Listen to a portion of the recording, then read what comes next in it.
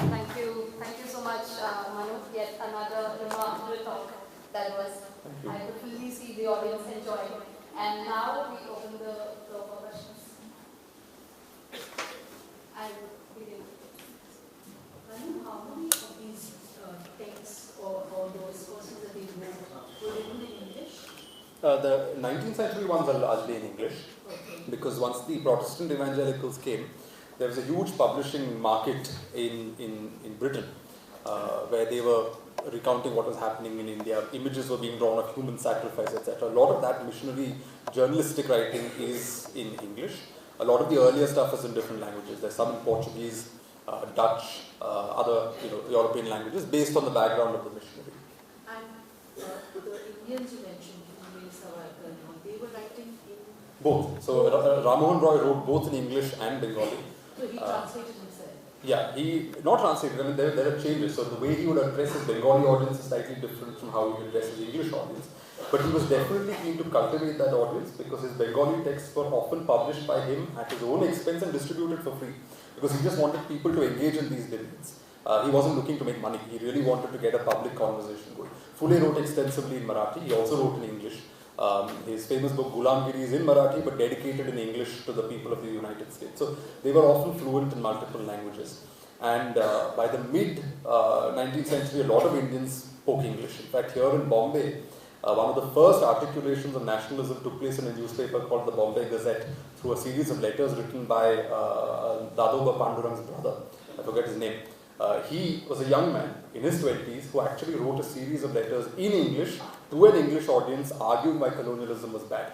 You brought us the railways, you brought it for your own advantage. You say you brought us civilization and saved us from barbarians, but the barbarians came and attacked us and sort of plundered us every now and then. You've just created a very sophisticated mechanism of extraction. So he was able to articulate that in the English language.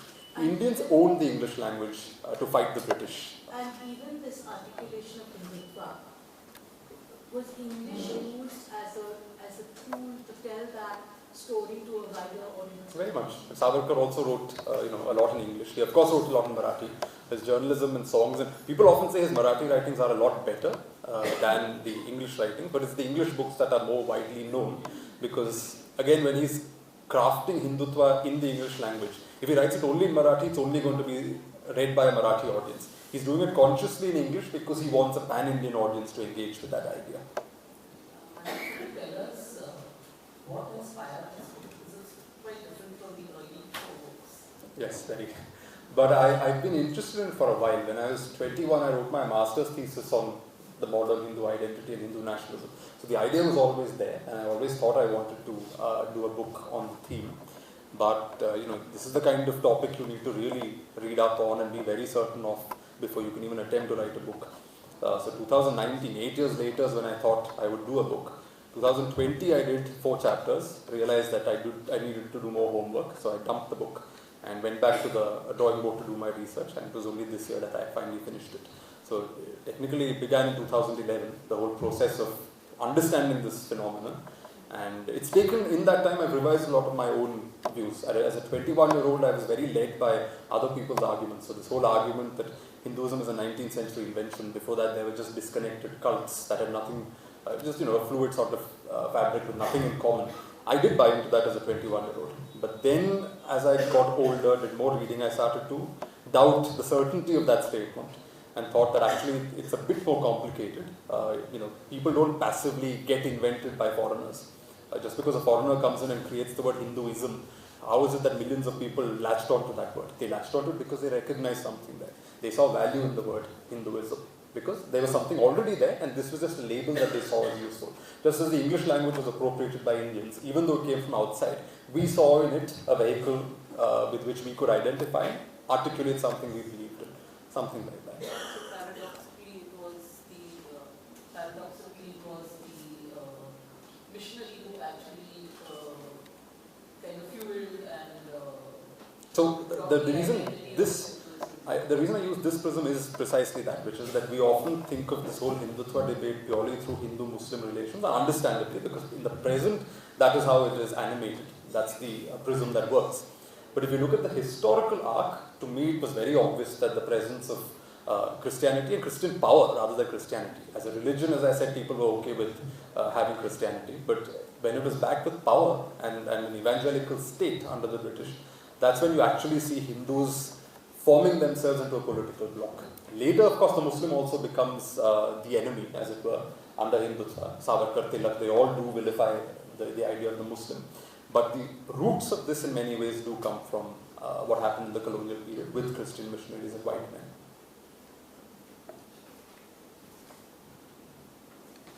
Where does the so-called Sanatana Dharma fit into your narrative?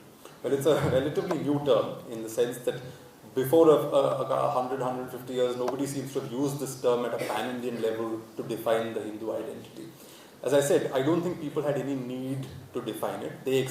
Hinduism is not a religion of the book, right? It doesn't come out of one fount. It is a composite of many traditions which have been placed in a common explanatory framework. For example, at one point Brahmins will come across some tribal deity and they will reincarnate that deity as a form of Parvati. And they'll say, oh, this is actually Parvati, something happened, and a story is generated through which that local deity is absorbed into the pantheon.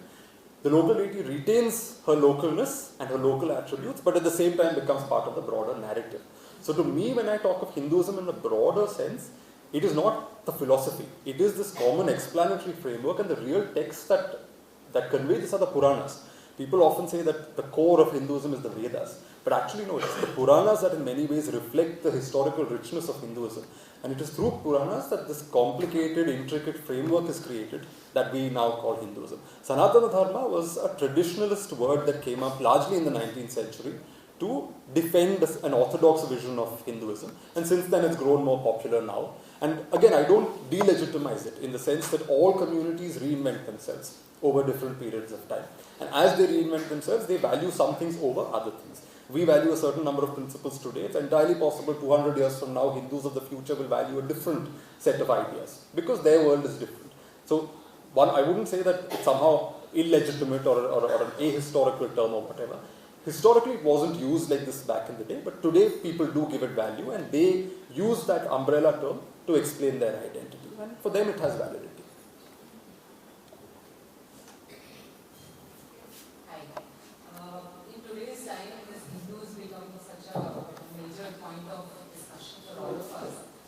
This context, to have a book making of modern Hindu identity is very, sort of, one wants to tell them. Are you cancelling me? I am just saying that, with the same thing, few years ago we read a book from Mr. Tharoor, Why Am I a Hindu? And you obviously have a history with He definitely is a Hindu. So, His house is packed with Ganapatis, a big devotee of Ganapati, hundreds and hundreds. Reading that book also, sort of helps you go back to look at your own Hinduism in a very holistic way. So what I am asking, trying to, check is, what sort of overlap do we see from that book and this book, especially with your history with your... I think from what I remember, that book came out a few years ago. It's his engagement with Hinduism and how he looks at the religion, and I think in many ways it's about the ideas. Whereas I'm looking more at historical processes. As I say in the introduction, this is not about the Vedas, this is not about philosophy, this is not about the great esoteric ideas of religion. This is about human action and reaction in a time of political conquest and pressure. How do human beings, when they are faced with another religion and a different set of power systems, how do human beings reinvent themselves? How do they sort of cope with that situation and find a way to survive despite the odds being against them? That's what I'm looking at. I was very aware and a bit afraid that some parts of the book can be used, for example, to propagate this present-day, Hindutva narrative. But that's not a reason not to study a historical phenomenon. Equally, there are other parts of the book that will upset the Hindutva faction. There are parts of the book that might upset people on the left, but other parts that will impress people on the left. So I was aware that if I get cancelled, it will be by everybody. So that was my only insurance policy as far as this book was concerned. But my own sense of Hinduism also comes out of my own experience, right? So in my own family, in my ancestral home, we have a temple, and I recently mentioned this in a podcast, where we have a main goddess who's a Vanadurga. From her very name, you can see she's the goddess of a forest. So originally, the academic consensus is this is originally a tribal goddess, later understood as a form of Parvati. So that's Vanadurga. Next to her, we have a Bhadrakali, and these two goddesses have two different tastes. Vanadurga must be exposed to the elements. So even if you build a sanctum for Vanadurga, you leave a gap on the roof so that the rain can fall on her, the wind can touch her, the leaves can fall on her, because she's ultimately a forest goddess. Bhadrakali needs a roof and has a very different set of rituals. So we have both of these goddesses. Next, and the Bhadrakali came at a historical moment. There's a whole story around it. Through legend, we have a way of explaining why the Bhadrakali is there. Additional, with these deities, we have minor gods. We have one which is apparently the soul of a Brahmin who died in some tragic way, and for some reason he's sitting in our temple. I have a great aunt who died of rabies, and apparently her spirit came to haunt our family. That spirit was captured in a round stone and put in the temple. She's also sitting there. We have a deity called Airaveli Munnodi, which is actually the deity of the Koravar tribe, which somehow again is in our temple. There are no Kauravas living in that area anymore. It's entirely possible before my ancestors went there, started farming and took control of that land must have housed the Kauravar community. And when we brought our own deities, we installed our deities, but we did not reject the older deities. So it's quite tragic that the real Kauravas were removed from there, but their deity we were afraid of, and therefore the deity was given space in the temple. These are again historical dynamics. Just because they were my ancestors, I can't whitewash it. They must have done cruel things. We also have a deity called Murti. Murti was worshipped by the Pillai community who used to till the fields in a separate grove with ritual sacrifices of animals, alcohol, etc. Even now, I remember seeing this only once in a very hush-hush way when I was 16. Before we start our main puja in the temple, a bottle of alcohol has to be given to Murti. Murti is being brought into the temple. He also now gets very Brahminized rites, but that bottle of alcohol has to be given to someone as a sort of echo of that original relationship that existed, and that original practice that existed. Through Sanskritization, those rituals are defunct now. Nobody's sacrificing animals, nobody's doing these alcohol-based rites. But that, some discomfort. Older people don't want to annoy Murti, so they have to offer alcohol some way or the other. So in my own family temple, there are multiple gods with multiple origins and multiple practices and multiple origin legends. And that is the beauty of it, which is that they all exist in the same framework.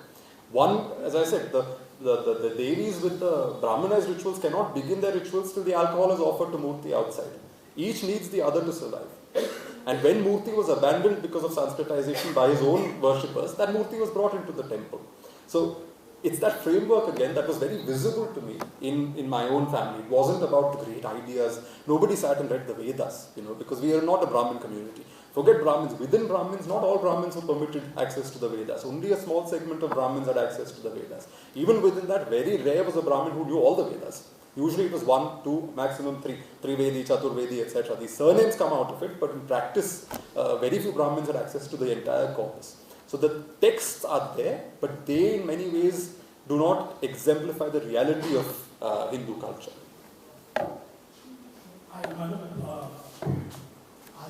was going through the book and what an introduction.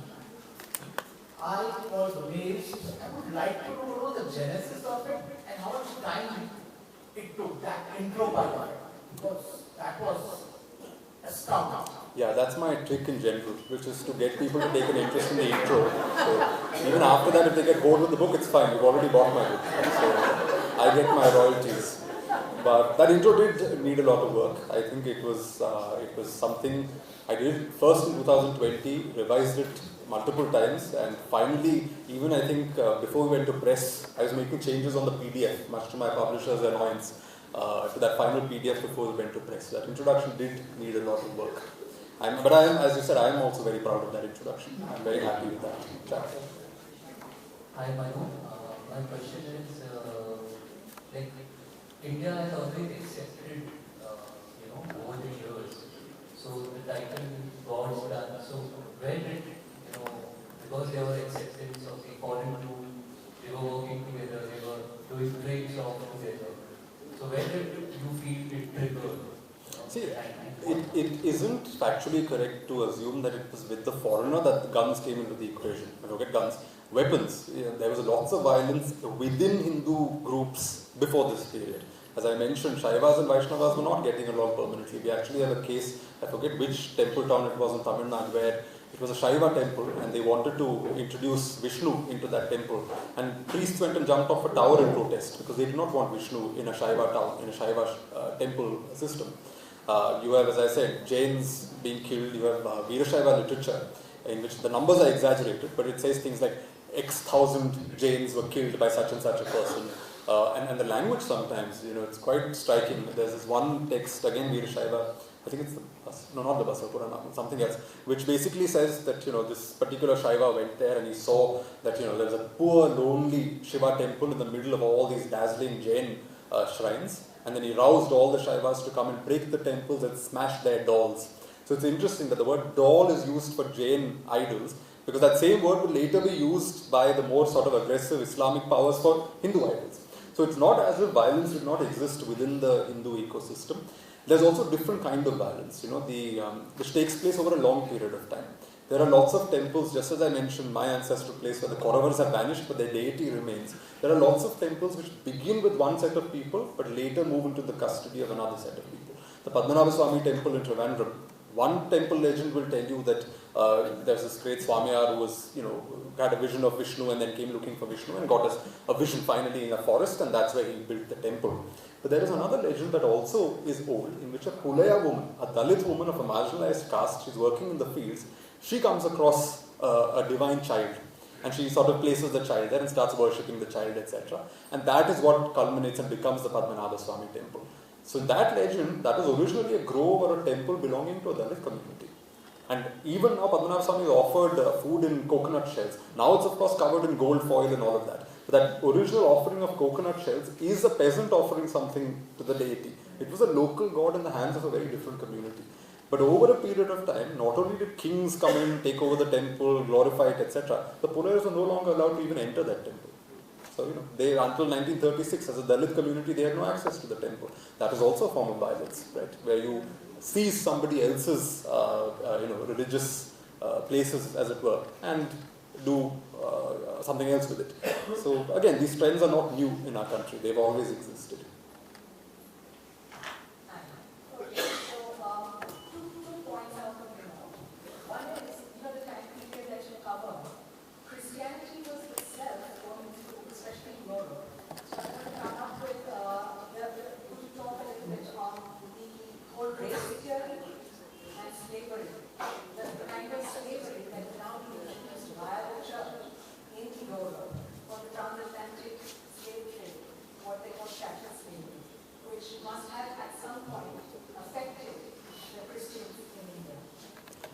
I'm not aware, I haven't studied this, so it would be wrong for me to even venture an answer.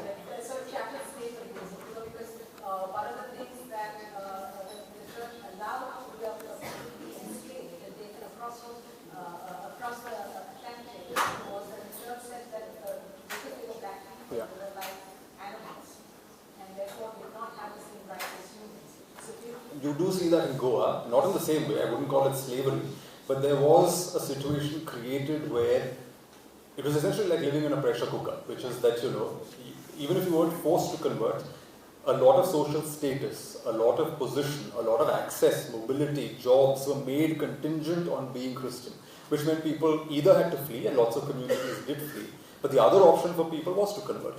So you actually have cases where village elders meet in conferences and they have a discussion, and one person will say, let's just wait for a new viceroy to come and maybe the viceroy will be better. Someone else says, no, even if the viceroys come and go, the fathers of the church will still be there and they will not spare us until we become Christians, and the entire village decides to convert, etc.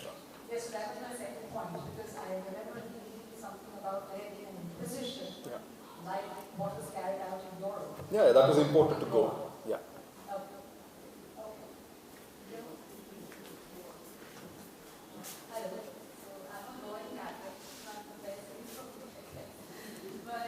Oh no, we all have skeletons in our closet. All religions, all groups.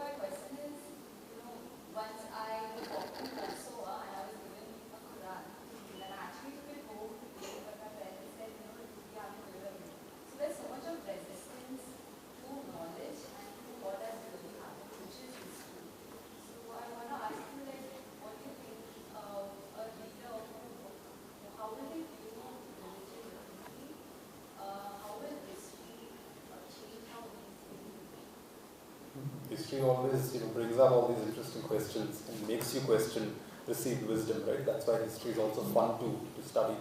But I think one point is no judgment, right? Because as I said, nobody's ancestor is a hero. All our ancestors were nasty in their own way. There's no getting away from that. They were not some kind of, what is it called? Doodh mein dhule goe people. They were the opposite of that. All our ancestors, it doesn't matter. So from this prism, if one can talk of, say, a Catholic state persecuting Hindus, as I said, as fully highlighted, within Hinduism, it had its own forms of oppressing Dalits, for example. So it's not as if oppression was only one side and the other side was just permanent victims. The victims had their own oppressive systems, etc. So I don't think we should judge our own, families, etc. People also make sense of their own reality through their faith, through their identity, etc. And again, it's not my business to challenge that. My business as a student of history is to highlight historical dynamics. But I'm entirely okay if other people are not comfortable or interested in it. Because their sense of reality, their sense of who they are, their identity does stem from religious faith and devotion. And there's no point, I'm not going to thrust this book in the face of a devout Catholic and go out today saying, look, this is how your ancestors became Catholic. That's what a certain set of people will do, but that's not the right way to go about it, right? So I think we can take a mature view of these things. Often, my own way of looking at temples is what? I go to this book also, in the dedication, that temple is mentioned in a place called Nedurankote. It's a Shiva temple in Kerala. I go there. I'm not entirely convinced there is a god sitting up there. I really am not. Yet I love going to that temple. Because that temple is nearly 1,000 years old. To me, it creates a sense of connection to the past. For 1,000 years, people came to that temple with the same mood, looking at that same image, with the same set of feelings. So that ground my ancestors have walked there. I walk on ground where people have walked for centuries. That sense of connection to something that is timeless. I mean, technically it isn't timeless. It's also created at some point, and at some point in future it might even vanish. Yet 1,000-year span, when you look at the blink of the eye that we will be here for, and then you connect yourself through 1,000-year span through that temple, that gives me some sense of meaning, some sense of something above the here and now. So it's not really God I'm looking for, it's just some sense of connection, right? And that matters to me. But tomorrow someone will come and say, God isn't real, this temple was created at such and such a time, so it's not really timeless. True, it's fine, but I'm able to compartmentalize that as separate and still retain some sense of connection to that place. And I think it's the same for Catholics or whoever. You can still continue to be devout in your religion while being aware of the complications that history presents. It doesn't need to be a challenge.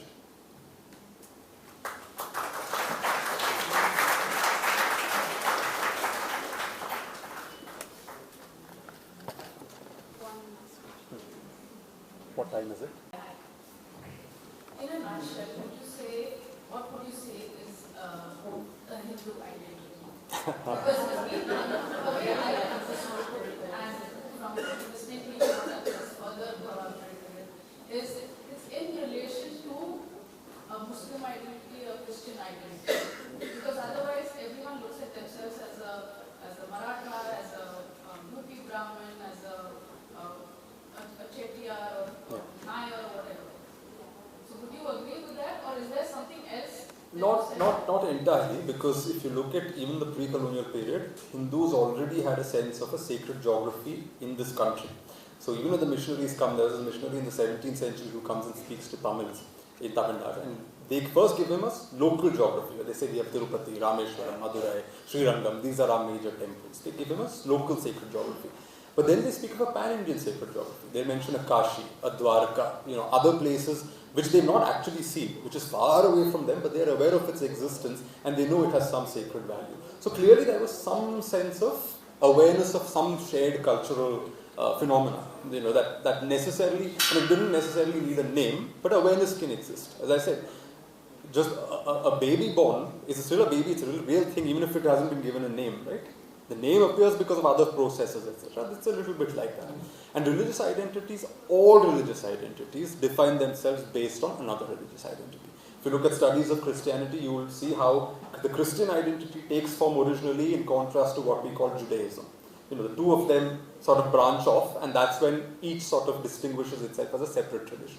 Within the Christian tradition, we now say the Catholic Church. Even in the 13th century, we'll say the Catholic Church did it. But the word Catholic Church becomes relevant only when the Protestants emerge. Before that, there was just the church. But now we can use the word Catholic Church for that entire span because there are certain practices that distinguish it from the Protestant Church. Right? So, faced with Protestantism, the Catholic identity becomes its own thing. Does it mean the Catholic identity didn't exist earlier? It did, but it didn't need a name and an articulation in that form till a certain historical moment. And that's the same with Hinduism as well. It existed always in a series of ways, but it needed to be articulated in a specific way because of specific historical events at a specific moment in time, which is what I studied in this book. Thank you everyone for very patiently listening to me.